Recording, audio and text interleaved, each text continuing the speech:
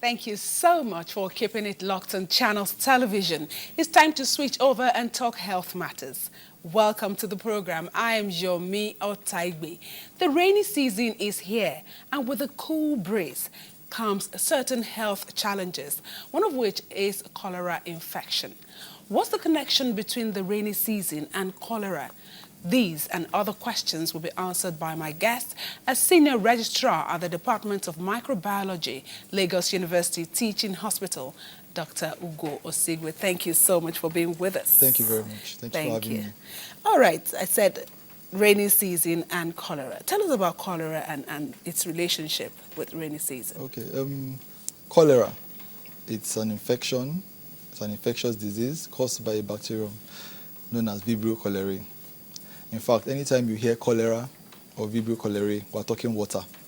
And of course, rainy season is water.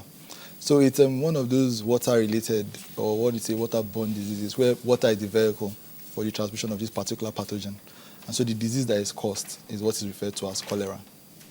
And most people, in most settings, know it as a diarrheal disease. That is what it shows, or what it commonly presents with is increased passage of loose or watery stools, as well as some vomiting. Let me start from the cause before we move into the sickness itself. No, before you go into the cause, Okay. you said cholera, when you hear cholera, think of water. Yes. So how does the rainy season affect, or bring about this infection? Well, I wouldn't say it is particular to the raining season. I wouldn't say that, because you can have cholera outbreaks even in the dry season. But during the raining season, the problem here really is sewage and how we use or control the use of water. I'm sure that you know that there are some areas in even Lagos up to now that get flooded, even if it's just a transient flood, with blockage of drainages, sewage systems, and all that. And then it will also promote the free mixing of sewage waters and surface waters. Vibrio, the causative organism, is actually plentiful in surface waters. And so anywhere you have any contamination or mixing between these waters, small ponds, small collections, gutters, improperly disposed sewage. Like I can tell you, there are some places in Lagos, I won't want to mention names, where they pour stool directly into the gutters. Now, if you have rain that falls and washes these gutters, you can wash some places. You have people who also collect water from the sources of this. Some people believe that rainwater is pure, but they don't collect it properly. And so if you collect this water that is contaminated or flows from places that you are not sure about, you are potentially collecting infected water. Like we have these visuals on air right now. You Exactly. see the man washing, and then the other one having his bath in the same water. The same water, yes. There are a lot of other infections that are transmitted by this.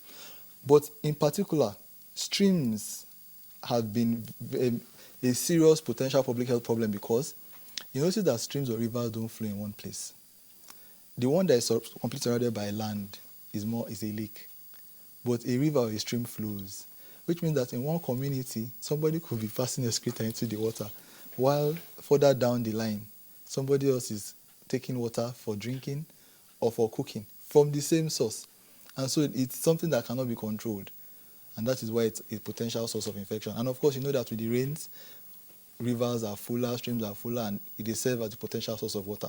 And this potential source of water is often contaminated, and then you have problems. If there's no proper sewage. If there's no proper sewage. Okay. Now, let's go to other, I'm sure, water will be one of it. Which other areas or what other factors can cause cholera? Cholera is primarily, like I said, water in all its forms. I'm not talking about just drinking water, the water you use for your food. So it means it's foodborne as well. Then we're talking about the things that are in the water. If you get anything from brackish water, estuaries of rivers and all that, all these small zooplanktons, the copepoids, those are the small water creatures like the crayfish and all that, from contaminated water, they can also have the Vibrio cholerae. Although humans are the only known reservoirs of the Vibrio, but all those things can also carry them. And so if not properly cooked or prepared and you eat that, you can also have cholera. And then the third and most important part, which is part of the reason why we do contact tracing for identified cases, and the pathogen has the potential for epidemic spread, is contact, in the sense of proper hygiene and handling of sewage. Let me give you an example. If a child has diarrhea in a family, if the mother doesn't handle that excreta properly, maybe the napkin or something, she touches food, gives another child water to drink. This is now not the water being contaminated. This is she contaminating the water because she herself hasn't handled or taken care of properly. She is now directly contaminating other sources for other people in the house. Apart from the collective, which means that you can either have contamination at source, contamination during storage, during transportation, or directly when you're even about to use the water or eat. So the water may be clean from source? From source, yes. And then somewhere and then along the line. contaminated along the line. Because there's one thing that we don't recognize readily, and it's the fact that there is what we call a symptomatic phase of infection in cholera. The people that come down with the vomiting and the diarrhea have the symptomatic disease. That's how you see the person rush to the hospital, the person is going down, becoming lethargic because of the fluid loss. That person is symptomatic. In medicine, say that's symptomatic. Symptomatic is somebody who doesn't have the classical features of a sickness, though has the infecting organism. And somebody who has the infecting organism, even though is symptomatic, is able to pass it. Is able to pass it. So even in a house where somebody has an asymptomatic infection, not properly handling the sewage would cause other people to have an infection. It's easier when the person is symptomatic. Everybody is more careful. You rush the person to hospital. In the hospital, they are careful. But it's the people that are asymptomatic that we are usually very lax with, or we treat with levity. And those people are also infective. Okay, they can infect others too. Yes. Okay, let's talk about handling food too. Okay. Fruits, cooked food or raw food. Sometimes flies, can they also be carriers? In this case, no. Mechanical flies would come under what we call mechanical vectors, people that they lift and then go and drop. No, flies is not a major Okay, but what if the fly has perched first on fecal matter and then, like you can see this watermelon that's been prepared on air right now. Yes. The flies are all over it. Yes. And someone is going to take this. A lot of things, not just cholera. I always advise people that if you're going to get this watermelon, either you get the whole one or let them clean the knife and cut a new one for you in your presence, because you don't know where this fly has been and it's legal. Somebody might have dumped something down the road and of course it's going to cost you. Okay, and the people, just going about their normal businesses. Yes. Like I said, the issue is when somebody is sick, everybody is careful. Somebody might, let me give an example. The person selling himself might actually be having a diarrhea disease, which is treated like probably just things that maybe it's just a normal, regular diarrhea, because the symptom is not severe. It's not classic like the classical. Let me use classic cholera, because Vibrio is a genus. It has different species. And there's some particular serotypes that have the potential to cause epidemics.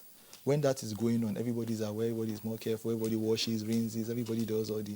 But when you have a situation where you have asymptomatic infections, people are less likely to take care. And that is when infections spread more.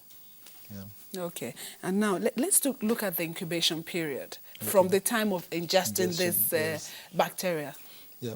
We're looking at, in some cases, a few hours to as much as 4 days for those who come down with symptomatic infection, yes. A few hours? Yes. When you talk about an infection, one of the key things is the infecting dose.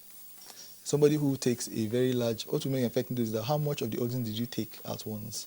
So, of course, somebody who has more, the organism enters and then replicates and then begins to cause problems.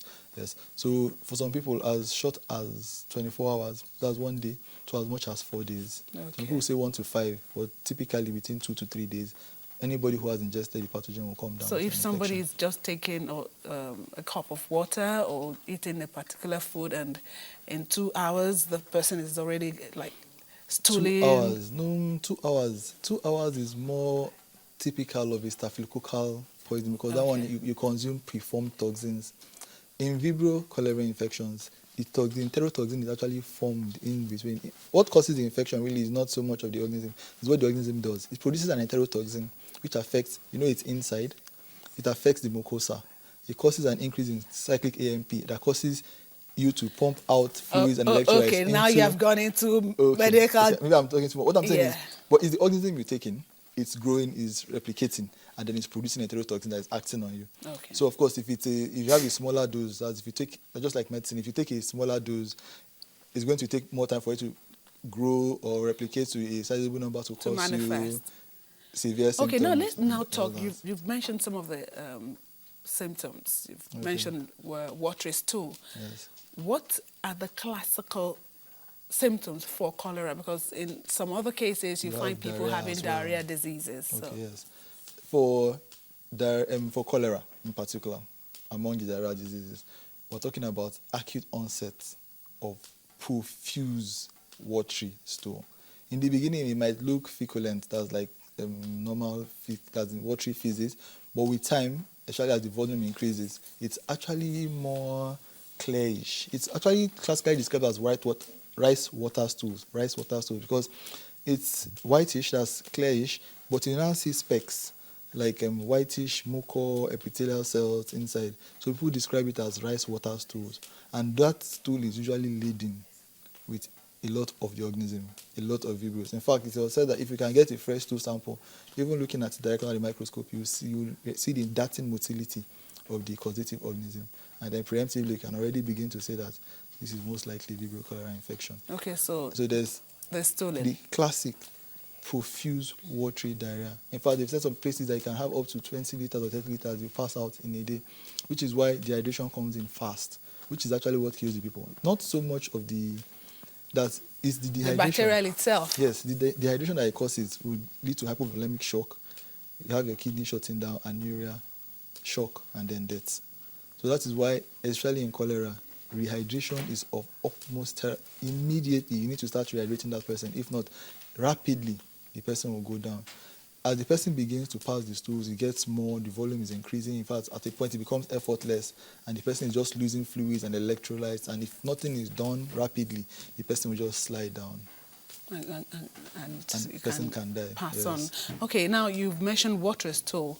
Is there vomiting? There's vomiting, yes, there's vomiting.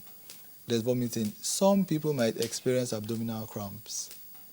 But classically, the diarrhea, the vomiting, and in some cases, abdominal cramps. Okay, so you wouldn't have to go for diagnosis.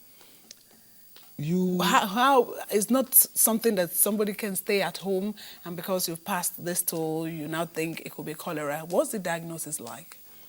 Diagnosis, if we're to, how do I put it now? First of all, like this program is doing it, people are enlightened. There's been several outbreaks. I'm sure there's very sensational Kano State, 71 people. I'm sure out of the 71, I'm sure you heard that there's 2,165 identified cases, 17 of them laboratory confirmed. So most of the time, the reason why we want to do diagnosis or even type is for epidemiological purposes, because it has the potential for epidemic. You need to know if this is cholera so that you can warn the people around, stock up drugs, and prepare the health facilities in that area so that they can promptly attend to and therefore minimize and control the spread. The spread of the disease. Yes. If somebody who is severe has to go to a hospital, definitely. Yes, we'll be talking about that. We'll just take a quick break, and when we come back, we'll be talking more about preventing cholera. Just stay with us on the program.